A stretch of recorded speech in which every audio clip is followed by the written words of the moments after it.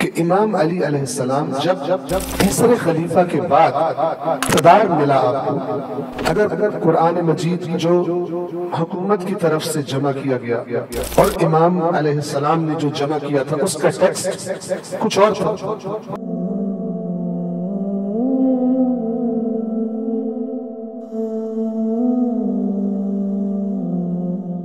दो सवालात किए गए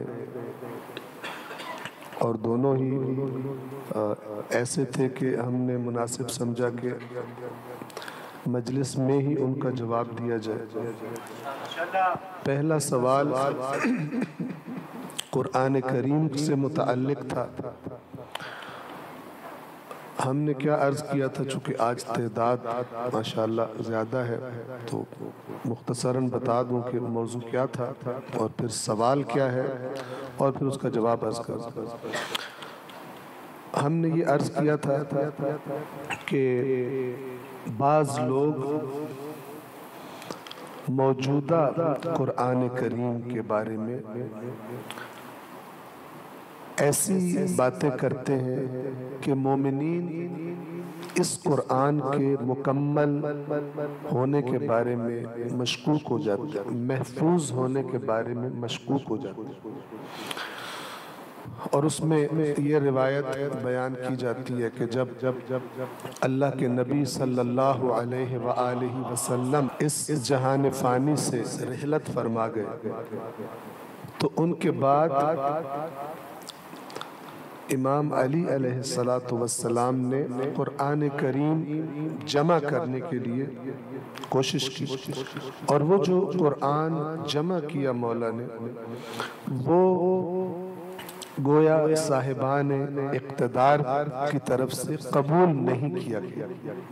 ये एक रिवायत तारीख़ी।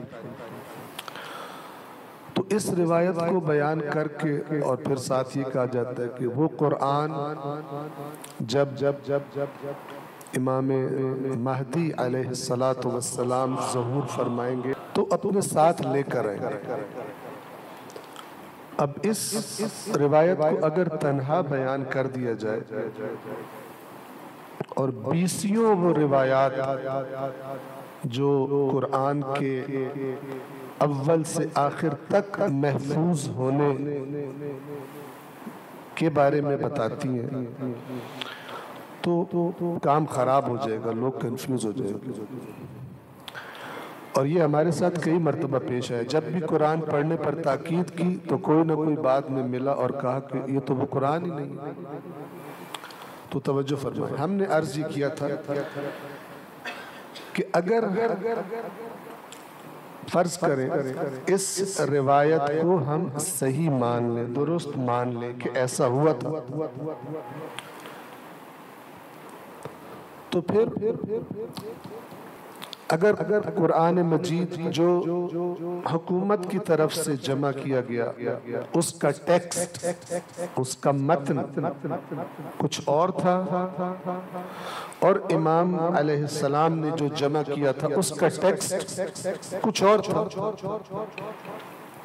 तो फिर होना ये चाहिए था कि इमाम अली अलैहिस्सलाम जब तीसरे खलीफा के बाद इक़्तिदार मिला आपको तो अल्लाह के नबी क्या फरमा के गए थे कि मैं अपने बाद दो कीमती चीजें छोड़ के जा रहा हूं, कुरान और अहले बैत। तो वो इमाम जो एक शख्स को इक़्तिदार से माज़ूल करते हैं और वो बगावत कर देते हैं, तो एक शख्स की हुकूमत पर जो कॉम्प्रोमाइज नहीं करती शख्सियत, और जो शख्सियत ये फरमाते हैं कि अगर तुमने मुझे इक़्तिदार दिया तो फिर बैतुल माल से जिसने अपने हिस्से से ज्यादा लिया है, चाहे बीवियों को हक मेहर दिया हो तुमने, अली वो तुमसे वापस ले लेगा। तो चाहे अमीर शाम से झगड़े का मामला हो और चाहे दीगर मामला हो, इन सब का कोई मुकाबला नहीं है दीन की असल और जड़ जिसका नाम कुरान है। उस अगर मौला अली का जमा किया हुआ कुरान कोई और था मतन के टेक्स्ट के एतबार से, और हुकूमत का कुरान कोई और था, तो बतौर इमाम, बतौर मुहाफिज दीन, इमाम का पहला और टॉप जो फरीजा था वो ये था कि आते साथ इमाम क्या फरमाए कि ये है असली कुरान। लेकिन किसी झूठी रिवायत में भी ऐसा नहीं, बल्कि मौला के अपने खुतबे ताकीद से भरे हुए कुरान पढ़ने के बारे में। जिन्होंने नहजुल बलागा पढ़ी है उनको खूब मालूम होगा कितना ज्यादा जिक्र है। लोगों को इमाम फरमा रहे हैं पढ़ो इस कुरान को, ये धोखा नहीं देता, ये फरेब नहीं देता, ये झूठ नहीं बोलता।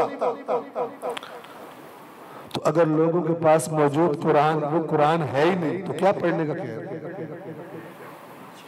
गौर फरमाए। एक एक एक एक फिर हमने अर्ज किया था कि बाद वाले इमाम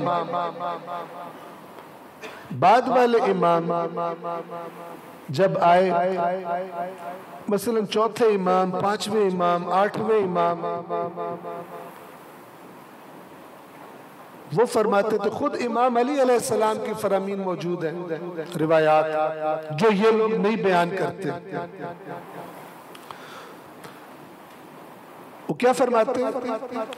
वो ये फरमाते हैं कि जब भी तुम हमारे नाम पर, रसूल के नाम पर, हम अहले बैत के नाम पर कोई बात सुनो, पहले उसे अल्लाह की किताब की तरफ पलटा देना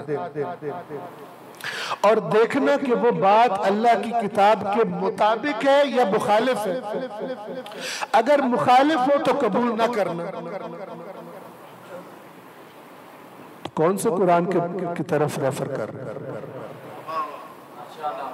कौन से कुरान की तरफ रेफर कर रहे हैं? ये हमने अर्ज किया था। तो सवाल ये हुआ कि फिर वो जो इमाम अली अलैहिस्सलाम ने जमा किया था कुरान, फिर वो कौन सा कुरान था जो कबूल नहीं हुआ? तो तवज्जो कीजिए, हमने अर्ज किया कि इस फर्ज के साथ कि ये रिवायत सही हो, ऐसा ही हुआ हो, तो भी उलमा ने इसका जवाब दिया। और वो जवाब क्या है कि कुरान मजीद, दोनों कुरान जो उन्होंने इकट्ठा किया, जो इन्होंने इकट्ठा किया, मतन में कोई फर्क नहीं था। कुरान का मतन तवातुर से साबित है, जो फरमा रहे मतन में कोई फर्क नहीं था।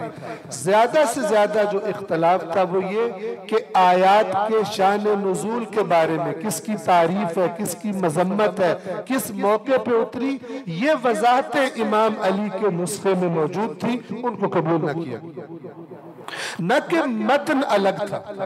अगर मतन अलग होता तो मौला अली सब कुछ कुर्बान कर देते, खास तौर पे जब इक्तदार में आए थे, कुरान मजीद पर कॉम्प्रोमाइज न करते।